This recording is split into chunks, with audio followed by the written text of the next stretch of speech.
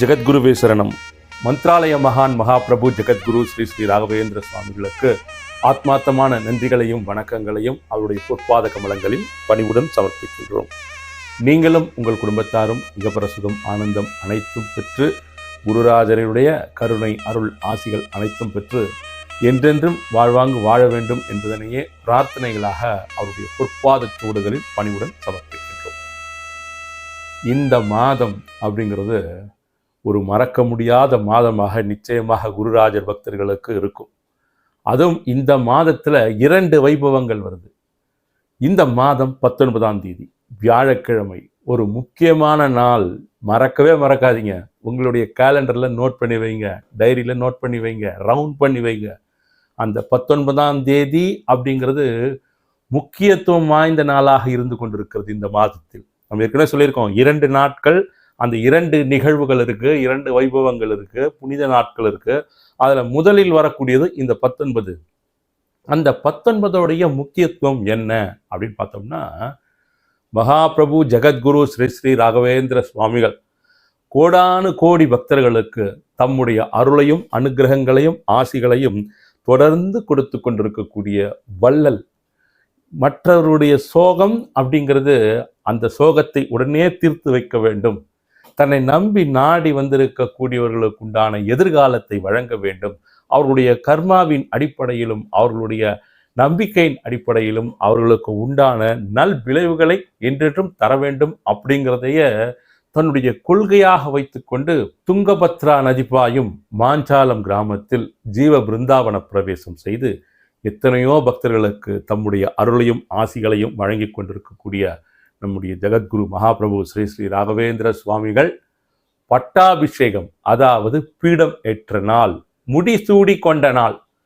அது என்னங்க முடிசூடி கொண்ட நாள்னா, வேங்கடநாதர் என்கின்ற திருநாமத்தோடு இருந்த நம்முடைய குருராஜர் தம்முடைய குருவின் திருக்கரங்களால் தஞ்சாவூரில் என்ன பண்ணாங்க, ஸ்ரீ ராகவேந்திர தீர்த்தர் அப்படிங்கிற பட்டத்தை அவர்களுக்கு சூட்டினார்கள். அந்த சந்நியாச பீடத்தை ஏற்றார், முடிசூடி கொண்டார். இது என்னங்க, அவர் என்ன ராஜாவான்னா, அவர் ராஜா தான். அவர் ராஜாதிராஜர். அவர் நம்ம சொல்லுவோம் ராஜாதிராஜர் மகாபிரபு ஜெகத்குரு. அந்த அவருக்கு சொல்லக்கூடிய அந்த முன்னால் வரக்கூடிய அடைமொழிகளுக்கு அளவே இல்லை. நாம் சொல்லுவோம் வார்த்தைகளுக்கு பஞ்சம். குருராஜருடைய புகழ் மகிமை மகத்துவத்தை சொல்றதுக்கு நீங்க எந்த டிக்ஷனரியில வேணாலும் தேடலாம், எந்த மொழியில வேணாலும் தேடலாம்.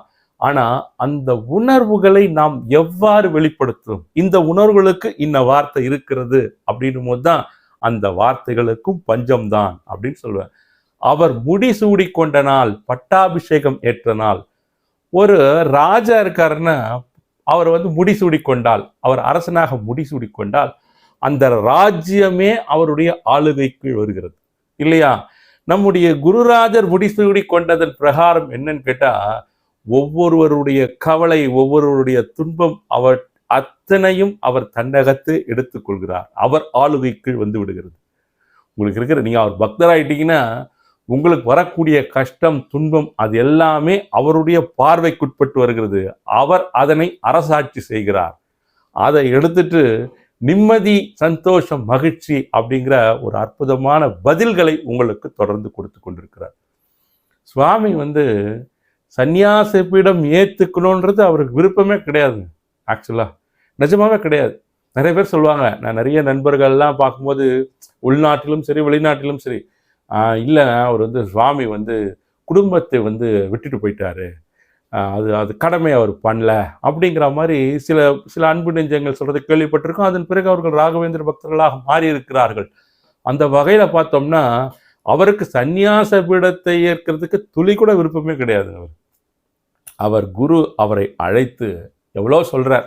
ஏன்னா சரஸ்வதி பாயம்மா அவர்கள் தான் குருராஜருக்கு அந்த யோசனையே தருகிறார். வேங்கடநாதருக்கு நாம் இங்கிருந்து கஷ்டப்பட வேணாம், புவனகிரியிலிருந்து நாம் இங்கிருந்து கிளம்பி நேராக கும்பகோணம் மடத்துக்கு போனால் அங்கே உங்களுடைய குரு இருக்கார், நம்ம மடத்திலேயே இருந்து அங்கேயே தங்கி ஏதாவது சேவைகள் செய்து அங்கே நம்முடைய வாழ்நாளை நகர்த்தி விடலாம் அப்படிங்கிற எண்ணத்துல தான் வேங்கடநாதர்கிட்ட சொல்லி, அதாவது நம்ம குருராஜர்கிட்ட சொல்லி அங்கே அழைச்சிட்டு போகிறாங்க.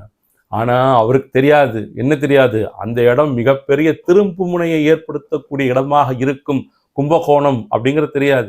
கும்பகோணத்தில் தான் இவருடைய குரு இருக்கிறார், ஸ்ரீ சுதீந்திர தீர்த்த சுவாமிகள் அங்கே தான் இருக்கார். அப்போ ஒரு காலகட்டத்தில் ஒரு சுச்சுவேஷனில் என்ன பண்ணுறார் அவர், வெங்கடநாதா நீ சந்நியாச பீடத்தை ஏற்றுதான் ஆக வேண்டும் அப்படின்றார்.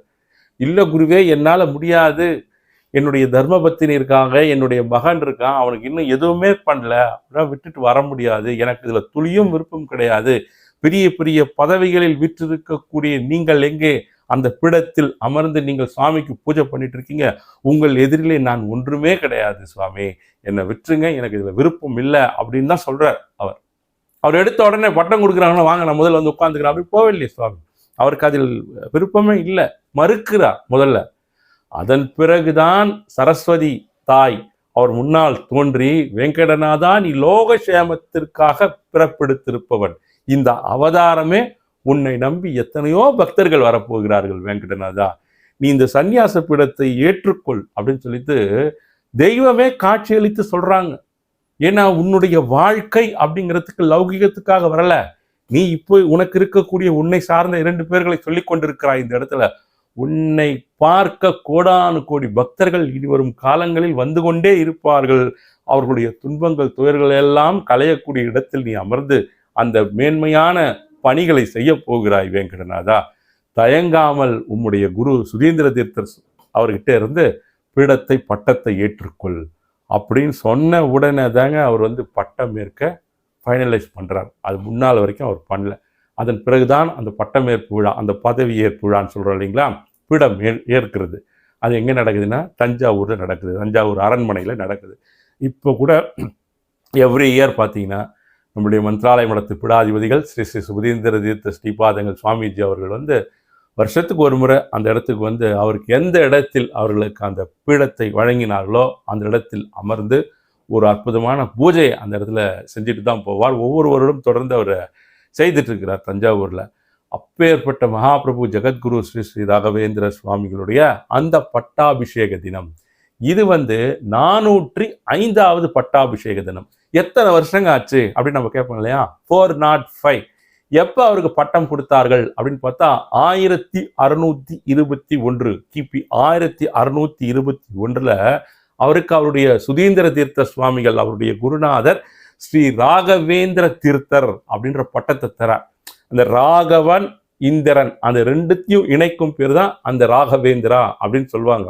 ராகவான்னா ராமருடைய பெயர், இந்திரன் அப்படின்னா தலைவன் அப்படிங்கிற மாதிரி அந்த காம்பினேஷன்ல முதன்மையானவர், உயர்வு பெற்றவர், அந்த மாதிரி ஒரு மீனிங்ல வந்து ஒவ்வொரு பண்டிதர்கள் அதனை ஒவ்வொரு மாதிரி ஆராய்ச்சி செய்து அந்த நேமுக்குடைய ஒரு எழுத்துக்கு கூட சொல்லுவாங்க, ஒவ்வொரு எழுத்துக்கும் ஒவ்வொரு எக்ஸ்பிளனேஷன் உண்டுன்னுவாங்க. நம்ம எங்க ராயரே இந்த வாழ்க்கையில ஏதாவது அனுகிரகம் பண்ணுங்க ராயரே, உங்களுக்கு முன்னாடி எவ்வளோ பேர் வந்து போயிருக்காங்க, நீங்க அங்க உட்காந்துருக்கீங்க மந்திராலயத்துல, எத்தனை கோடி பேர் வரிசையில் வராங்க. இப்பெல்லாம் மந்திராலயம் வந்தால் மக்களுடைய வெள்ளம் வந்து சில குறிப்பிட்ட நாட்களில் நிறைய நபர்கள் அன்பு நெஞ்சங்கள் வந்து அவங்க புதுசாக வந்து அப்ளிகேஷன் கொடுக்குறவங்க இருக்காங்க, கொடுத்த அப்ளிகேஷன் வெற்றி ஆனதுக்கு நன்றி சொல்கிறவங்க வராங்க, புதுசாக பார்த்துட்டு போகலான்னு வராங்க. எவ்வளோ பக்தர்களை குருராஜா நீங்கள் உலகம் முழுக்க இருந்து ஈர்த்து உங்ககிட்ட வச்சுருக்கீங்க. ஒரு பெரிய வந்து ஒரு ஆன்மீக அதாவது குரு பக்தி காந்தம் நீங்கள் அவ்வளோ பேரை அட்ராக்ட் பண்ணி வச்சுருக்கீங்க. நாங்களும் அந்த கூட்டத்தில் வரோம் குருராஜா. அந்த கூட்டத்தில் வந்து ஏதோ ஒரு குட்டி காலகட்டத்தில் எங்களுடைய வாழ்க்கையும் போயிட்டுருக்கு, எங்களுக்கும் அந்த அனுகிரகம் கொடுங்க குருராஜா. உங்களை தவிர கொடுப்பதற்கு வேறு யாரும் கிடையாது, எங்களுக்கு குருவாக நீங்கள் தான் இருக்கிறீர்கள் குருராஜா, குருவாக நீங்கள் இருக்கிறீர்கள், ராஜாதிராஜர் மகாபிரபு ஜெகத்குருன்னு உங்களை தான் சொல்லிட்டு இருக்கோம். அனுகிரகத்தையும் ஆசிகளையும் கொடுங்க, எங்களுக்கு நல்ல வழியை காமிங்க, எந்த பக்கம் போனால் சரியா இருக்குன்னு சொல்லுங்க. மறந்தும் கூட தவறையும் கூட தகாத இடம், தவறான செயல், எந்த செயலுக்கும் ஈடுபடக்கூடிய எண்ணங்களை கூட கொடுக்காதீங்க. எப்போதும் எக்காலமும் உங்களை நினைத்து பார்த்து சந்தோஷப்படக்கூடிய, மகிழக்கூடிய, வணங்கக்கூடிய அந்த மனோநிலையை கொடுங்க குருராஜா அப்படின்னு சொல்லிட்டு அவர்கிட்ட பிரார்த்தனை பண்ணணுங்க. அவர்கிட்ட இந்த மாதிரி பிரார்த்தனை பண்ணிங்கன்னா அப்படியே மெதுவாக வண்டி அப்படியே ரொட்டேட் ஆகும், சரெல்லாம் சுத்தாது. நீங்கள் அப்படியே போய் பிரார்த்தனை பண்ணினே டெய்லி பிரார்த்தனை பண்ணிகிட்டே இருந்தீங்கன்னா ஸ்லோவாக சக்கரம் ஸ்டார்ட் ஆகும். அது ஸ்டார்ட் ஆகிட்டு என்ன பண்ணும், அப்படியே சுற்ற ஆரம்பித்து ஒரு சர்டன் ஸ்பீடுக்கு வரும், உங்களுடைய வாழ்க்கை ஒரு நிலைக்கு வரும். அந்த நிலையில் உங்களுக்கு தெரியவே தெரியாது, இதெல்லாம் எப்படா இதெல்லாம் மாறுச்சு, எப்படி நடந்தது? மாற்றங்கள் நிகழும் பொழுது உங்களால் உணரக்கூட முடியாது. அந்த நேரத்தில் ஏதோ நடந்துச்சு நினைப்பீங்க. அப்புறம் ஒரு நாள் நீங்கள் அமர்ந்து அப்படி உங்களுடைய லைஃப்பை திரும்பி பார்த்தீங்கன்னா, இவர் ஏன் இங்கே வந்தார், அவரை ஏன் நம்ம பார்த்தோம், இந்த இடத்துல இது ஏன் நடந்தது, இதெல்லாம் சிந்தித்து கொண்டு வரும்போது நீங்கள் என்னைக்கோ ஒரு நாள் போயிட்டு குருராஜர் முன்னால் கரம் கூப்பி வணங்கி விழுந்து வணங்கிட்டு இருப்பீங்க. சாதாரண மனிதருக்கு இன்னொரு மனிதரை பிடித்து போகக்கூடிய நபர்கள் எவ்வளோ பேர் இருக்காங்க. இந்த அன்பு செலுத்தக்கூடிய அன்பு நெஞ்சங்கள் எத்தனை பக்தர்கள் இருக்காங்க. நீங்கள் கூட மற்றவங்களோட ரொம்ப அன்பு செலுத்துவீங்க. உங்கள் நண்பர் அன்பு செலுத்துவார் பாரு. அது வந்து வித்தியாசங்கள், அந்த விகிதாச்சாரங்கள் குறையும். நான் 100 பேர் 80 பேர்கிட்ட அன்பு செலுத்துறேன்னா நீங்கள் ஒரு 50 பேர்கிட்ட பண்ணுங்க. அன்பு செலுத்துதல் அப்படின்றது ஒரு பொதுவாக எல்லாருக்குமே இருக்கு. சாதாரண மானிட பிறவியாக நமக்கே அந்த மாதிரி இருக்கும்போது அவர் யார், அவர் எவ்வளோ பெரிய அவதாரம், அவருக்கு எப்படி இருக்கும். இதற்காகவே கங்கணம் கட்டி அமர்ந்திருக்கிறார் அப்படின்னு சொல்லுவாங்க மந்திராலயத்தில். என்னை நம்பி எவ்வளோ பக்தர்கள் வர வேண்டியிருக்கு, எவ்வளோ பேர் பிரச்சனையை நான் தீர்க்க வேண்டியது இருக்கு. அந்த இடத்துல நான் அமர்ந்திருப்பேன். நம்பிக்கை தாங்க வேணும், கான்ஃபிடென்ட், நம்பிக்கை. சுற்றி இந்த மைண்டை வந்து ரொம்ப கொலாப்ஸ் பண்ணிக்கவே கூடாது. அதெல்லாம் ரொம்ப அதிகப்படியான சிந்தனைகள், அதிகப்படியான டிஸ்கஷன்ஸ் அதெல்லாம் அவசியம் கிடையாது. உங்களுக்கு ஒரு குடும்பம் இருக்கிறது, ஒரு பொறுப்பில் இருக்கிறீர்கள், ஒரு பணியாற்றி கொண்டு இருக்கிறீர்கள், உங்களுக்கு இடப்பட்ட கடமைகள் அப்படின்னு சிலதெல்லாம் இருக்குது. அந்தந்த கடமைகள்லாம் நிறைவேற்ற வேண்டும். உடல் ஆரோக்கியம் இருக்கிறது, எந்த கஷ்டமும் இல்லாமல் நம்முடைய வாழ்க்கை ஜீவனம் நன்றாக நடந்து கொண்டிருக்க வேண்டும். எந்த இடத்துல இடையில வந்து சிக்கல்கள் எதுவும் வரக்கூடாது. இதுதானங்க கேட்க போகிறோம். வேற என்ன கேட்க போறீங்க சொல்லுங்க. இதை நீங்கள் அவர்கிட்ட கேட்கும் போது அந்த அனுகிரகத்தை அவர் கொடுப்பார். நான் எப்போ வந்து என்ன நீங்கள் என்னால் நடக்கிறது எதுவுமே இல்லை குருராஜா, நான் செய்வது எதுவுமே கிடையாது. நான் எப்போ உங்கள் முன்னால் வந்து பிரார்த்தனை பண்ணி உங்கள் முன்னால் நின்று வணங்கினேனோ கொடுப்பதெல்லாம் நீங்கள் தான் கொடுத்து கொண்டிருக்கிறீர்கள். நான் குடிக்கின்ற ஒரு குவளை தண்ணீர் கூட உங்களது அனுகிரகத்தாலும் ஆசிகளாலும் தான் எனக்கு கிடைத்து கொண்டிருக்கிறது. அதான் சரணாகதி பக்தி. Total surrender. அவர்கிட்ட போய் சரண்டர் ஆயிடணும், அவ்வளோதான். எது நடந்தாலும் சரி அவருடைய பிரசாதம். அவ்வளோ தூரம் உங்களெல்லாம் அப்படியே வாட்டி வதச்சு அப்படிலாம் பண்ண மாட்டேன். அந்த மாதிரி அவ்வளோ தூரம்லாம் போவாது. அது கூட ஒரு இது சொல்லுவாங்க, ஒரு 2 பேர் உட்கார்ந்துருந்தாங்களாம். ஒரு குரு ஒரு சிஷ்யன் உட்கார்ந்துருந்தாங்களாம். அந்த கல்லை எடுனாராம். ஒரு கல் எடுத்தோன்னா அந்த கல்லை எடுத்து சுற்றிலையும் ஒளியிலையும் அடி அடிக்கிறாராம். அந்த கல்லை அடித்த உடனே அது மேலே இருந்து சில துகள்கள்லாம் விலகி அதுக்குள்ளே இருந்து டைமண்ட் இதுதான் வைரக்கல் அப்படின்னாராம். ஸோ எதை அடித்தா அது வைரமாக மாறுமோ அந்த கல் தான் அடி வாங்கப்படுகிறது. சாதாரண கல்லாக இருப்பதெல்லாம் அடி கொடுக்கப்படுவது கிடையாது. அதெல்லாம் அப்படியே இருக்கும். அது எதுவும் கிடையாது. இது வந்து இந்த டைமண்ட் மாறி பகவானுடைய இறைவனுடைய கிரீடத்தில் ஒரு அலங்காரமாக அவருடைய கிரீடத்தில் பதிக்கப்படலாம், ஒரு ஆபரணமாக வைக்கப்படலாம். இதனுடைய மதிப்புன்றதே வேற.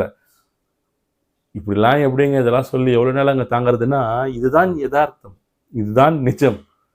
ரொம்ப காலம் அப்படி கிடையாதுங்க. நீங்கள் வந்து உங்களுடைய துன்பங்கள் துயர்கள் இருந்தால் கூட எதிர்பார்ப்புகள் கஷ்டங்கள் வெவ்வேறு ரூபத்தில், நான் சொல்றது ஏதோ ரூபத்தில் இருக்கு. எல்லாருக்குமே பண கஷ்டம் இருக்காது. ஒருத்தருக்கு நோய் கஷ்டம் இருக்கலாம், ஒருத்தருக்கு அவங்க சீனியர் ஆஃபீஸர்னால தொல்லை இருக்கலாம், இல்லை ஒரு ஆஃபீஸில் போய் உட்காரவே முடியாது, இல்லை ஒரு வியாபாரத்தில் ஏதோ சில பிரச்சனைகள். அந்த பிரச்சனைகள் எதுவாக இருந்தாலும் கூட நீங்கள் அவரை பிரார்த்திப்பதை ஒரு காலமும் நிறுத்தவே கூடாது.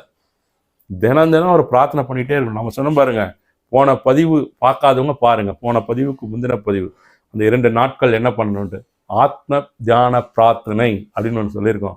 அதை தினமும் கூட பண்ணலாம். இந்த 19ஆம் தேதி மறக்காம அதை பண்ணுங்க. காலையில் ஆத்ம தியான பிரார்த்தனை, குருராஜர் முன்னால் ஒரு நெய் தீபம் ஏற்றி வைத்து விட்டு அந்த இன்ஹேல் எக்ஸேல், மூச்சை உள்ளிழுப்பது வெளியே விடுவது. மூச்சை உள்ளே இழுக்கும் போது மனதிற்குள்ளாகவே ஸ்ரீ ராகவேந்திராய, மூச்சை வெளியில விடும்போது நமக அப்படின்னு சொல்லணும். 108 டைம்ஸ் சொல்லணும். அந்த பீட்ஸ் மணி கிடைக்கும், அதை வாங்கிக்கோங்க. சிலதெல்லாம் வேணும், சிலதெல்லாம் நடக்கணும், சிலதெல்லாம் மூவ் பண்ணணும், தவிர்க்க முடியாத சில விஷயங்கள். எனக்கு அதெல்லாம் வேணாங்க அப்படிலாம் சொல்ல முடியாது. ஒன்றும் தேவைகள் உங்களுக்காக இருக்கலாம், உங்களை சார்ந்தவர்களுக்காக இருக்கலாம். ஏதோ ஒரு விதத்தில் உங்களுக்கு வந்து அந்த சில பல விஷயங்கள் சரியாகணும், நிறைவேறணும், நடக்கணும் அப்படின்னா இந்த மாதிரி முயற்சிகள் எல்லாம் குருராஜனுடைய பொற்பாத கமலங்களில் உங்களுடைய அன்பு செலுத்தப்பட வேண்டும், பக்தி சமர்ப்பிக்கப்பட வேண்டும். அதை மாதிரி 108 டைம் சொல்லுங்க. எப்போ? பிரம்ம முகூர்த்த நேரத்தில் அந்த ஒரு நாள் சொல்லுங்க. முடியாதவங்க இதுக்கு முன்னாடி போன பதிவு இல்லாமல் அதுக்கு முந்தின பதிவு போட்டிருந்தோம், அந்த பதிவை கண்டிப்பாக பாருங்கள். இந்த ஆத்ம தியான பிரார்த்தனைன்றது இதை பற்றி நான் சொன்னேன்னா, இது என்னன்னு நான் சொன்னேன்னு வச்சுக்கோங்க, அது ரொம்ப ஓவர் எக்ஸ்ட்ராகிரேட் பண்ணுற மாதிரி இருக்கும். இப்படியா அப்படியா நீங்கள் இது உண்மையிலே இந்த பிரார்த்தனை எந்த இடத்தில் எங்கெல்லாம் பயன்படுத்தியிருக்காங்க, எந்தெந்த குருமார்கள் கிட்ட பயன்படுத்தியிருக்காங்கன்ற ஒரு லிஸ்ட் அவுட் பண்ணி அந்த டீட்டெயில்ஸ் நான் எடுத்து சொன்னேன்னா உங்களால் அதை வந்து அப்படியா உண்மையாவா இதுதானா அப்படின்னு நீங்கள் கேட்பீங்க. நம்ம சொல்லியிருக்கோம் ஏற்கனவே, இந்த ஆத்ம தியான பிரார்த்தனை அப்படின்னு பண்ணும்போது மூச்சுக்காட்டின் வழியாக அவருடைய திருநாமத்தை நாம் உள்ள போகும்போது நம் நாடி நரம்புகள், நம்ம நரம்புகள் 72,000 நரம்புகள் டிஎன்ஏவில் பதிவிக்கப்படும் அவருடைய திருநாமம் பரிபூரண நம்பிக்கையோடு. சுற்றி இருக்கக்கூடிய பிரச்சனைகள் எதுவாக இருந்தாலும் தவிடு பொடி. உங்களுக்கும் குருராஜருக்கும் இருக்கக்கூடிய அது கான்டாக்ட், நீங்கள் அவர்கிட்ட வச்சிருக்கக்கூடிய உங்களுடைய தொடர்பு. நிறையங்க கமெண்ட்ஸ்லாம் பாருங்கள், எத்தனையோ அன்பு நெஞ்சங்கள் அற்புதமான கமெண்ட்ஸ்லாம் போடுறீங்க. அதுக்கு என்ன பதில் சொல்கிறதுனே தெரியல, அந்த மாதிரி பதில். எனிவே உங்கள் எல்லாருக்கும் என்னுடைய ஆத்மார்த்தமான நன்றிகள். குருராஜருடைய ஆணையோடு அவருடைய உத்தரவோடு இந்தந்த காலகட்டத்தில் இந்தந்த பேச்சுகள் உரைகள் சொல்லணும் அப்படிங்கிறது அவருடைய உத்தரவாக நிகழ்ந்து கொண்டிருக்கிறது நீங்கள் பார்ப்பதற்காக. அதனால் ஞாபகம் வச்சுக்கோங்க, 19ஆம் தேதி மறக்காமல் இந்த ஆத்ம தியான பிரார்த்தனை வீட்டில் செய்யுங்க. 1, 3, 5 நபர்களுக்கு அன்னதானம் கொடுங்க. ஒரு ஆள் 3 பேர் இல்லைன்னா 5 பேருக்கு கொடுங்க. உங்கள் வீட்டுக்கு பக்கத்தில் ஏதாவது மடங்கள் இருந்தால் போயிட்டு வர வந்து ஒரு நமஸ்காரம் பண்ணிட்டு வாங்க. நிச்சயம் அடுத்த வருஷத்துக்குள்ள என்னென்ன மாற்றங்கள் உங்களுக்கு வேணும்னு நினைக்கிறீங்களோ அவர்கிட்ட பிரார்த்தனை பண்ணுங்க, கேளுங்க. இதெல்லாம் எனக்கு கொடுக்கணும் அப்படிங்கிற மாதிரி அவர்கிட்ட கேளுங்க. நிச்சயம் உங்களுக்கு உகந்ததை, உங்களுக்கு தகுந்ததை நீங்கள் கேட்பது எதிர்காலத்தில் உங்களுக்கு எந்த பாதகமும் வராது, இது நன்மையே நடக்கும் அப்படின்னா அவருடைய அனுகிரகம் ஆசிகளும் தொடர்ந்து கிடைக்கும். ஓகே, அடுத்த பதிவில் சந்திப்போம். நன்றி, வணக்கம். ஜெகத்குருவே சரணம். திருமுடி தாமரை ராகவேந்திரா ராகவேந்திரா. முகாரவிந்தம் திருமுக தாமரை ராகவேந்திரா ஸ்ரீ ராகவேந்திரா. முகாரவிந்தம்